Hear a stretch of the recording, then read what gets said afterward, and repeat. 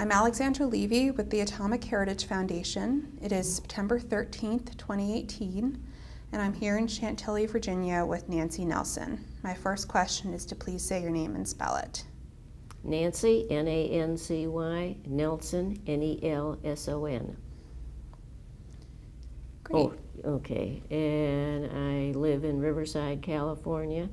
My husband was Richard H. Nelson, the radio operator on the Enola Gay, August 6, 1945. And I met him in 1951. And I had 1 year of college, and I wanted a summer job. So the man across the street got me a summer job at the Imperial Brass Manufacturing Company, which is where he worked. And Dick had finished his 4 years of college, had gotten a job with Imperial Brass, and was given a job for Arizona in selling fittings and refrigeration. And they wanted him back in Chicago at the home plant. So that's where I met him. Well, this plant was an old rickety building in Chicago. Had to take the train into Chicago and then take the L out to this industrial area. And the plant was so rickety and so old, it had to be built in the 1890s. And anyway, he was on the executive side of the glass partition, and I was on the worker side and clerical. And I was supposed to check orders coming in, so I'd have to go downstairs and check with manufacturing. And Dick and I passed in the way. He was coming up and I was going down, or vice versa. And in those days, you could only work till you made $600, or your folks couldn't keep you on as a deduction. So in August, I had made my $600 and I had to leave. And Dick said, well, call me when you get home from college. And I kind of thought or said, why don't you call me? But I thought Michigan State was on quarters, so I had to have finals first. So anyway, I quit and went back to school. Didn't see or hear from him until I came home at Christmas, and I decided I'd call him. So he came out. Chicago's noted for their big snowstorms, which we were having, and my folks said, he won't come out. He came out, he was an hour late, but that was predictable in the weather. So we went out and had a nice dinner, came back, and he came back to California for 3 weeks vacation. I didn't see him until the following summer when I went back, and then we started dating. And I would stay in town on Friday nights, and we would go out and date. And then we started going, the people at Imperial Brass took him under their wing because he had no family there. And so he would go to dinner with the vice president and the secretary, the treasurer, and he was having a good time, but then I started going along with him. These people were my folks' age, but we had a real good time, and then they decided he had had all the training that he needed, and they gave him a territory, which was New England. So he was shipped off to New England, and he said, when do you want to get married? And he was even going to send a ring in the mail, and the secretary for the president said, you're not going to do that. I have a friend on Michigan Avenue that has a jewelry store. So we went down there and picked out the ring. He went off to New England, and my folks were not too happy about it. Before he went to New England, we decided to get married October 10th, which was my folks' 25th wedding anniversary. I thought maybe it might pacify him a bit. Anyway, we got married, and we went to New England, and, going back to get married, I met his folks and sister 3 days before the wedding, because they flew in from California. We went to the airport. In those days, they had the midnight flyer. So the plane arrived at, not O'Hare, but the other old airport in Chicago, at 6 a.m. So we were at the airport at 6 a.m. to pick them up and to meet them. That was a Wednesday. Thursday morning, we were back at the airport to pick up the best man and his gal at 6 a.m. Friday, the two ushers came by car. Friday night was the rehearsal dinner. Saturday was the wedding. And then we were spending Saturday night down in Chicago at the Blackstone Hotel. And we were walking down the sidewalk, and his friends from California said, "Hi, Rick." They were across the street at the Blackstone Hotel, and he thought, uh-oh, we're in big trouble. But we weren't. They left us alone. We didn't see them the next day. We went out to my folks' house, packed up the car with wedding presents and my clothes, spent the night with my folks, and then started for New England. Got to New England. He had a customer of his knew somebody in furniture. So Dick had gone and kind of picked out all this furniture, but he didn't buy it. I had to approve it first. And he had also rented a hotel, an apartment. So I liked all the furniture, still have it. And we went on our honeymoon up into New Hampshire and Vermont, came back after a week to the apartment. The furniture was delivered. And we lived there. Oh, I got pregnant, and we had our oldest daughter, who's here, in a one-bedroom apartment. Well, that didn't work out too good. So then we moved to a two-bedroom apartment. Then we decided, well, we're going to build a house, enough apartment living. And we went to Wellesley Hills, Massachusetts, and met a builder whose dad was very prominent in building in Wellesley. So we built our house and moved in August, and Susan came along in October. And I loved our house. We lived not very far from the builder's son, met a lot of nice people in Wellesley, and I thought that was going to be it for the rest of my life. No, he got tired of shoveling snow and driving in it. He said, "I want to go back to California." So I thought, oh golly, I liked it where I was. But we sold the house, he quit his job, packed up the kids, went to Chicago for a week with my folks, went to California. We passed the moving van at Mayflower, and the numbers on the side of the truck were the same ones I had written down. So we honked and waved at them. Got to LA, lived with his folks. Well, Dick drove me around looking at different areas. I had not been to California, and it's like it is now, very crowded. House, sidewalk, driveway, fence, house, and everything close together, and we had a half acre. So anyway, he took me to Palos Verdes on the last trip, and I said, well, this is better. Anyway, got a house in Palos Verdes, got the kids in school 2 weeks before Christmas vacation so they could meet some friends. And I liked it there. We had an ocean view. It was cool, except Christmas Day, it was 72, and I said, Dick, this is not Christmas. Anyway, then we moved to a bigger house, and it had a pool because the kids wanted pools. Well, and so did Dick. He being at the ocean, he liked swimming. And so we were there, and then, let's see, the kids started middle school. They didn't want the pool anymore. They wanted the ocean. So guess who ended up cleaning the pool? And I was not too keen about the whole thing. Anyway, when Lori went off to college, Susan was still in high school, and Dick said, I'd like some land. And I thought, oh boy.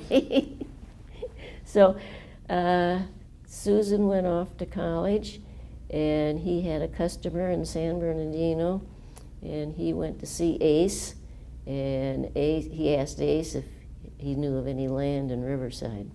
No, but my wife's in real estate in Riverside. So, big mistake. So he started looking around with her, and he found where I am now. 20 acres with 2,300 orange trees.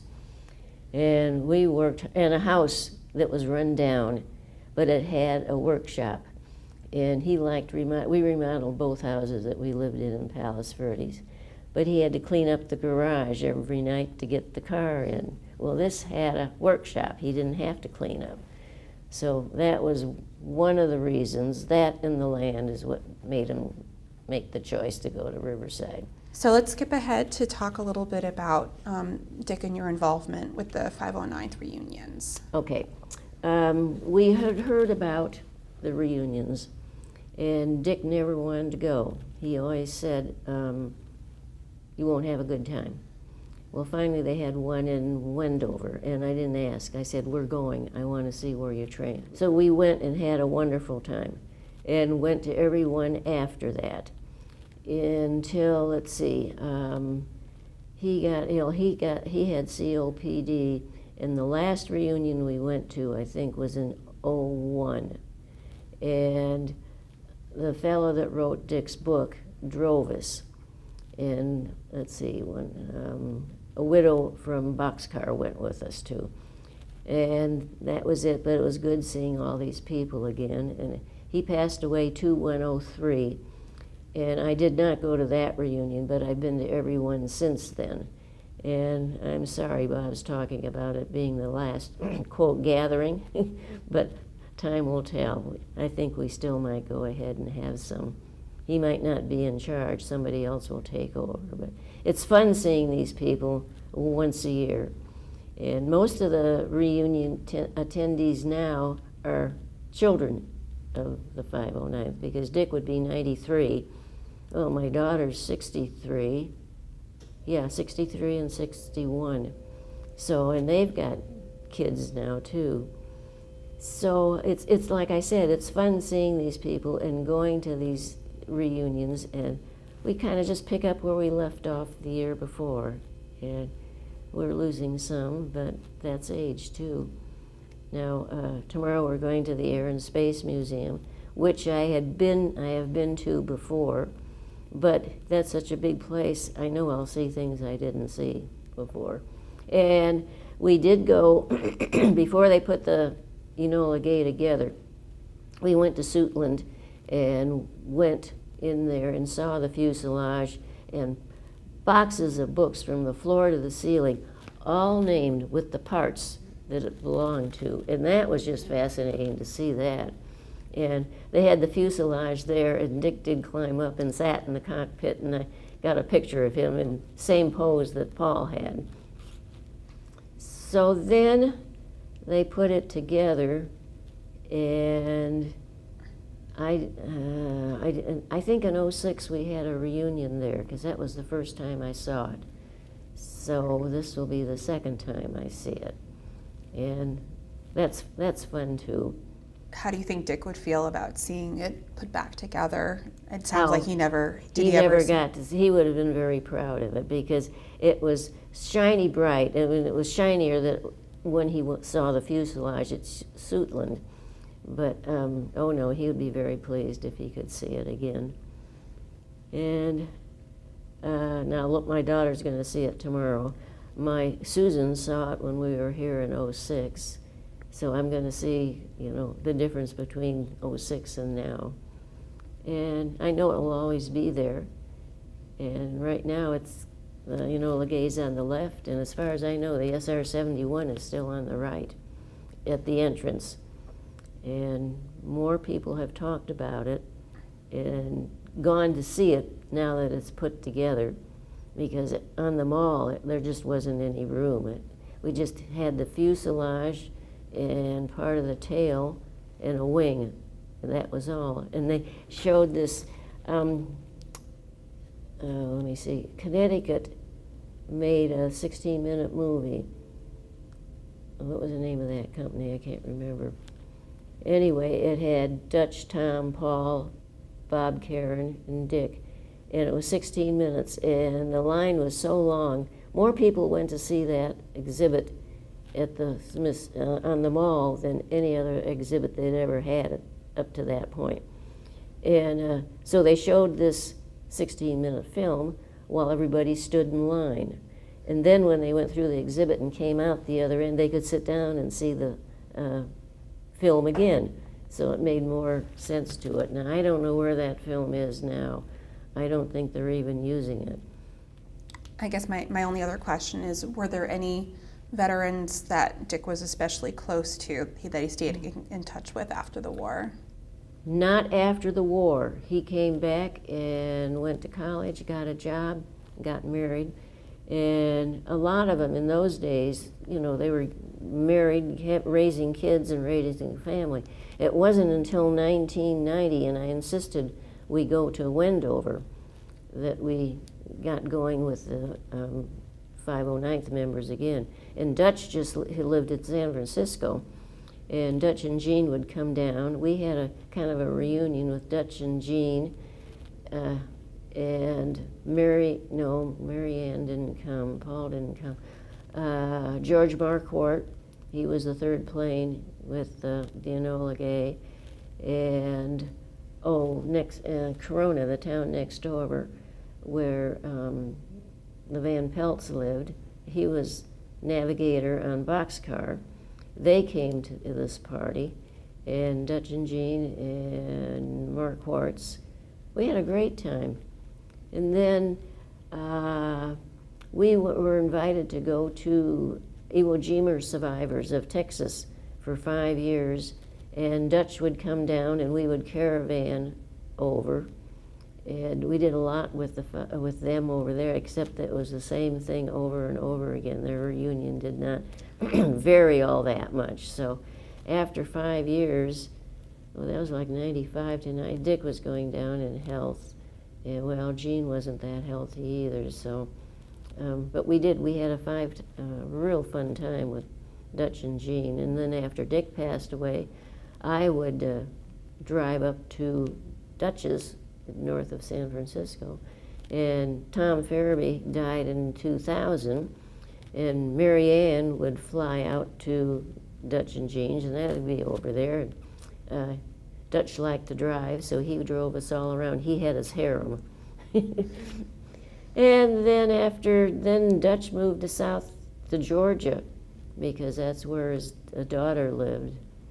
And so then he passed away in 2014, and I'm not sure Mary Ann's status. So no, there are no members of the 509th Enola Gay or Boxcar. They're all gone, which happens.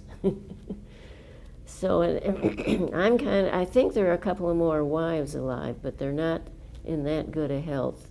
So far, so good for me, but I keep active with my 2300 Orange Trues. And I've got a quad, which I ride around in and irrigate my trees, and so I keep very active. And one thing interesting, I thought, it's been 15 years since Dick passed away, and now people are asking me to speak.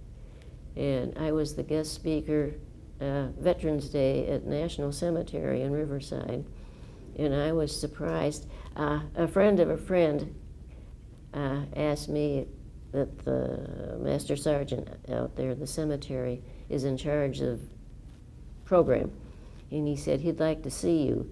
So he picked me up and we took me out, and I introduced myself, and he was a retired Master Sergeant of the Marines. And he said, "You've got 10 minutes. What would you like to say?" So I started talking about Dick and his career, and he stopped me. He said, "You've got 15. So I said, okay. Then the day of this was last November, Veterans Day, they took me out there, and here's this big semicircle with bleachers and everything. There must have been over 300 people there. So I started out and I said, I better talk about Dick. So I talked about Dick in the service. And then I stopped after that, and I turned around to David and I said, he nodded to me and said, go ahead. So then I spoke about our life together, and that took another 20 minutes or more. Anyway, I got a standing ovation, and what interested me the most was not one man came down to ask me any questions. Wives and kids came down, and I thought that was very interesting. And so I had a real good time. The week after that, I was to the Distinguished Flying Cross. I've talked to them.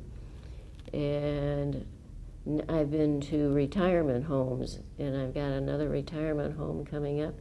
And next to the retirement home is a Catholic intermediate school, and they teach history, and they bring the kids over to the retirement home to talk to the veterans. And so I'm scheduled to tell my story there next month.